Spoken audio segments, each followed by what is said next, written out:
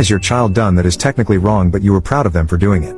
1. My son, who was 14 at the time, was robbed, at knife point, of his iPhone and a few dollars, by two older boys. They were 17 and 18. These boys were gang members, with many of the usual markings. One had a tattooed teardrop, indicating that he had taken a life, and a cross in the middle of his forehead. I saw his picture when they asked my son to identify who had done this to him. He looked pretty darn intimidating for a kid. This entire event was odd in as much as we live in an upper middle class suburb, and these things just don't happen here. Anyway, my son didn't seem to be suffering any trauma from the experience and went along seemingly happy-go-lucky. I actually thought he was in denial or suffering from PTSD. One day, I was driving through the main street of our town when I was stopped at a red light. My son jumps out of the car, without a word, and runs into the laundromat. I was confused, for a second, but then I see him beating the hell out of some guy. I mean, he was battering this kid, slamming him into walls and just pummeling his face with fists and elbows. But the time I got inside, he was stomping this kid out literally. The women inside were screaming.